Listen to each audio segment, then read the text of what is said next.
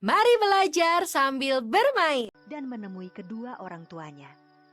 Ibu, ayah, besok pagi-pagi, marilah kita datang ke pantai. Ananda sudah mempunyai jawaban untuk para pangeran itu. Hari yang ditunggu-tunggu para pangeran pun tiba. Belasan pangeran itu pun sudah menunggu dengan tidak sabar. Bukan hanya para pangeran, tetapi rakyat juga berduyun-duyun datang ke pantai. Mereka ingin mengetahui siapa yang akan menjadi suami Putri Mandalika.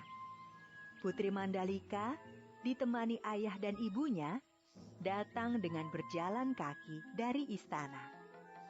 Setelah melihat para pangeran itu sebentar, Putri Mandalika berjalan menuju karang tempatnya bersemedi. Para pangeran, dengar baik-baik apa yang akan aku katakan. Tapi sebelumnya, silahkan subscribe channel ini biar kalian tidak ketinggalan saat kita upload video baru yang menarik lainnya.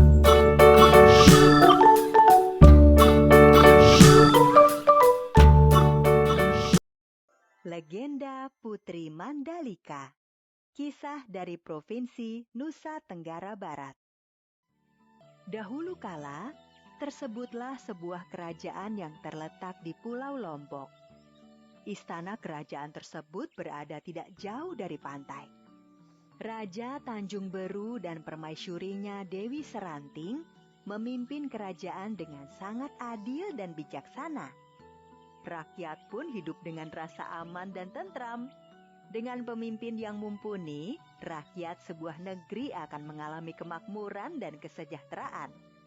Kebahagiaan rakyat dan keluarga istana semakin bertambah setelah permaisuri melahirkan seorang bayi perempuan, Putri Mandalika, nama yang diberikan oleh Raja Tanjung Beru kepada putrinya. Hingga akhirnya Putri Mandalika tumbuh dewasa. Selain cantik, Putri Mandalika juga memiliki tabiat yang sangat luhur. Pangeran, Anda dari negeri yang sangat jauh. Kalau boleh tahu, apa tujuan pangeran berkunjung ke negeri kami? Maafkan Ananda, Yang Mulia Raja Tanjung Beru.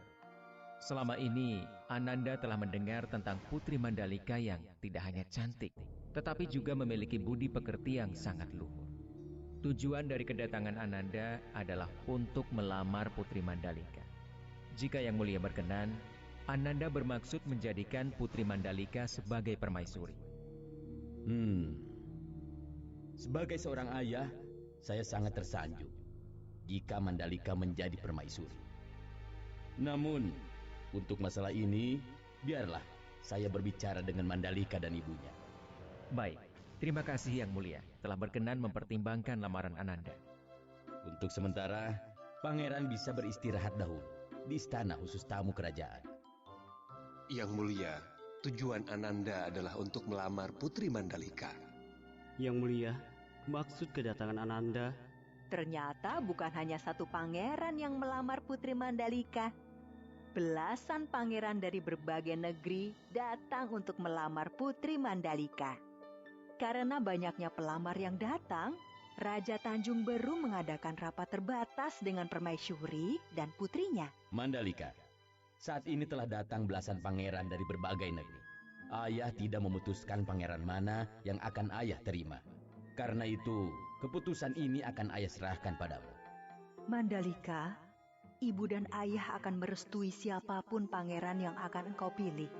Ibu hanya bisa mendoakan engkau memilih suami yang tepat. Putri Mandalika tidak langsung memberi jawaban. Putri Mandalika pun memanggil semua pangeran yang melamarnya ke balairung istana. Putri Mandalika ingin mengenali siapa saja pangeran yang melamarnya. Putri Mandalika sepertinya berpikir keras menentukan pilihan.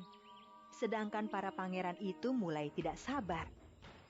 Terjadi keributan kecil di antara mereka. Putri Mandalika pasti akan memilihku. Ayahku adalah raja besar yang menguasai utara. Tidak mungkin. Akulah putra mahkota kerajaan barat sana. Putri pasti memilihku. Ayahku adalah penguasa lautan di timur.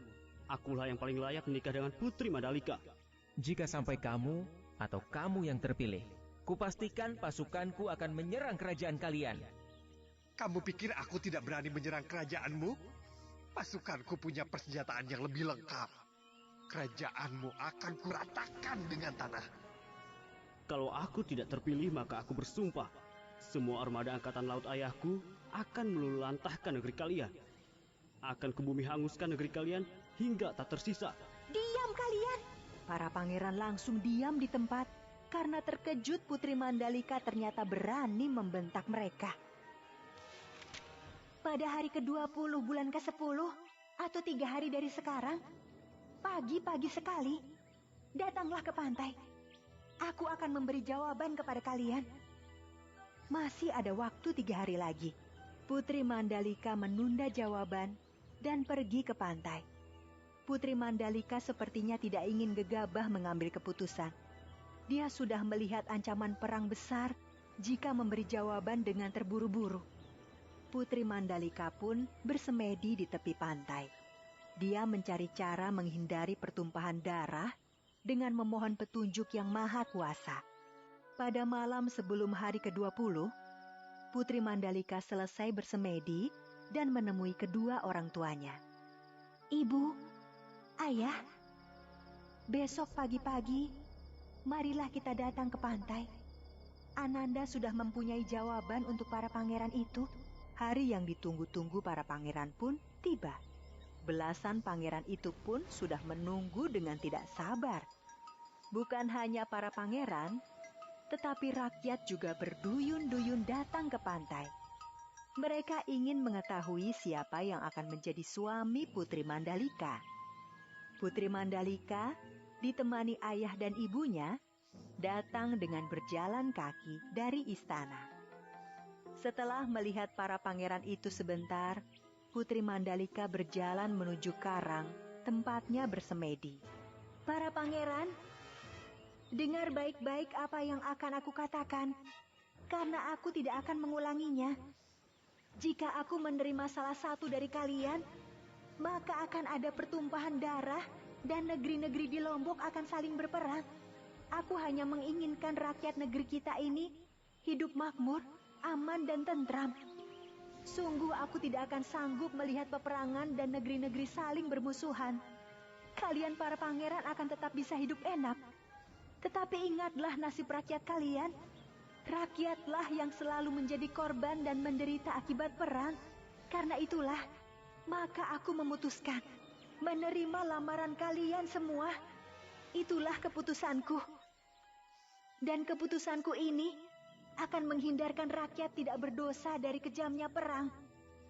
Ibu dan ayah, terima kasih telah membesarkanku dengan kasih sayang. Ananda merasa belum cukup berbakti untuk membalas kebaikan ibu dan ayah. Tetapi takdir sudah menentukan demi kebaikan kita semua. Nanti akan muncul nyale berwarna-warni di pantai ini. Biarkan rakyat mengambilnya. Mereka bisa memasaknya atau menaburkannya ke sawah ladang mereka. Selamat tinggal, Ibu, Ayah. Ketika semua yang hadir masih belum paham apa maksud perkataan Putri Mandalika, tiba-tiba saja sebuah ombak besar datang dan membawa sang putri ke lautan. Tanpa dikomando, seluruh rakyat dan pangeran segera terjun ke laut mencari sang putri. Mereka berusaha menyelamatkan Putri Mandalika. Tapi, sepertinya usaha mereka sia-sia. Sang putri telah memutuskan melebur bersama lautan. Ketika semua sudah sangat kelelahan mencari sang putri, tiba-tiba dari arah laut, datanglah nyale berwarna-warni yang jumlahnya ribuan. Akhirnya, semua yang hadir menjadi paham maksud sang putri. Seperti pesan Putri Mandalika, rakyat mengambil nyale-nyale tersebut. Sebagian mereka masak, dan sebagian lainnya ditaburkan di sawah atau kebun agar tanaman tumbuh subur. Dan setiap tahunnya, tepat hari ke-20 bulan ke-10 penanggalan suku Sasak, nyale-nyale yang jumlahnya ribuan datang ke pantai.